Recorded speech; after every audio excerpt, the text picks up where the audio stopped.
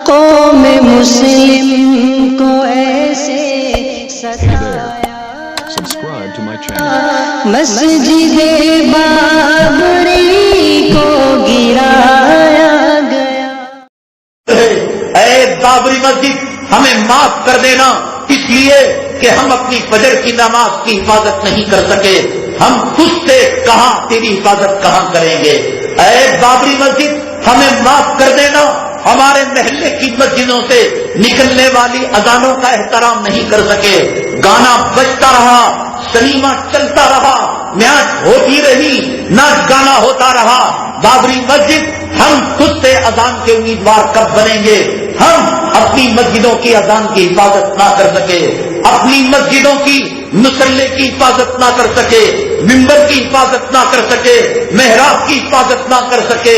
ہم نے اپنی مسجدوں کو اپنے ہاتھوں سے ڈھایا، اپنی مسجدوں کا قتل کیا، اپنی مسجدوں کا خون کیا. انما یعمر مساجد اللہ من آمن باللہ. قرآن یہ کہتا ہے کہ نماز پڑھنا مسجد کی آبادی ہے، نماز پڑھنا تلاوت کرنا مسجد کی آبادی ہے. کتنے مسلمان فجر میں الصلاۃ خیر من النوم کی آواز سن کر حالت جنابت میں والی بیوی کو چھوڑ کر مسجد کی طرف رخ کرتے ہیں.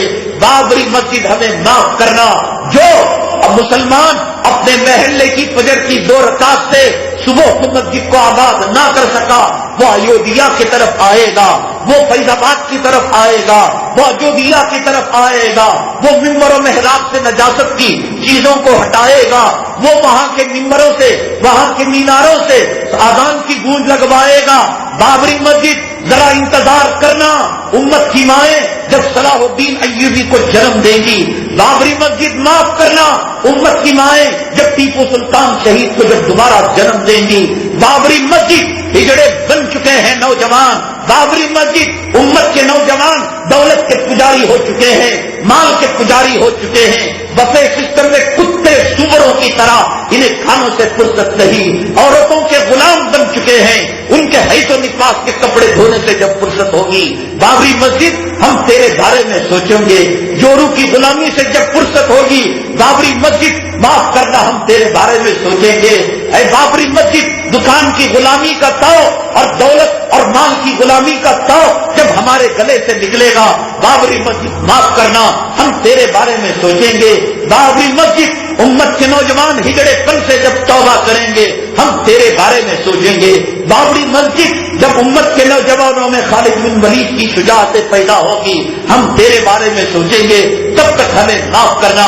بابری مسجد ہمیں محمد بن قاسم اور محمود غزنوی کے استاد اوساط والے نوجوان جب تک ہماری مائیں اپنے کوکھ سے جنم نہیں دے گی، تب تک ہمیں معاف کرنا.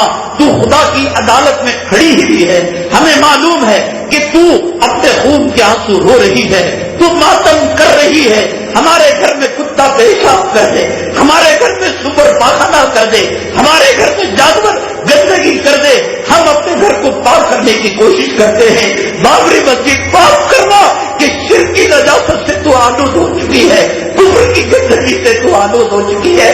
تو خدا سے دعا کرنا ہمارے ہاتھوں میں وہ طاقت دے، ہمارے ہاتھوں میں وہ قوت دے جو خالد بن ولید کی طاقت، جو عمر بن الخطاب کی طاقت، جو حضرت ٹیپو سلطان کی طاقت، حضرت محمود غزنوی کی طاقت، حضرت محمد بن قاسم کی شجاعت کے جذبے ہمارے نوجوانوں کے اندر آ جائے. ہمیں کب فرصت ہے دنیا سے، ہمیں کب فرصت ہے زمین کی دلالی سے، ہمیں کب فرصت ہے جورو کے غلاموں سے، ہمیں کب فرصت ہے. بابری مسجد تو اللہ کی عدالت میں کھڑے ہو کر، کٹہرے میں کھڑے ہو کر ہم چاہتے ہیں، ہمارا ایمان ہے. تو رو رہی ہے، تو گڑ گڑا رہی ہے، تو امت کو فریاد کر رہی ہے. کوئی جو مجھے نجاست سے پاک کرے، ہے کوئی جو مجھے گندگی سے پاک کرے. تو قرآن کی آیت پر نہیں ہے انما المشرکون نجس ولا یقربوا المسجد الحرام بعد عامهم هذا کہ مشرک ناپاک ہوتا ہے، آج کے بعد وہ 5 جگہ کے اندر نہ آئے.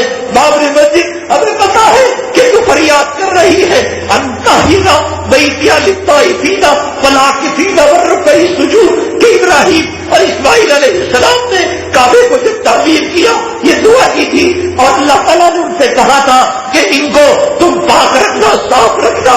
اے مولا ہمیں معاف کر دینا.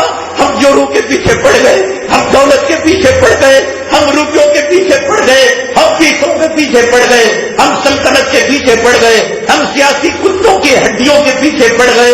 ہمیں دنیا عزیز ہے، ہمیں جوڑوں کا حفظ و حفاظ عزیز ہے، ہمیں بچوں کے حقیق اور بچوں کا پیشاب کا خانہ عزیز ہے. وہ بابری مسجد کے میناروں کا رونا، ان کے خون کا آنسو بہانا، اس کا فریاد کرنا آج ہمیں سنائی نہیں دے رہا ہے، بلکہ یہ باتیں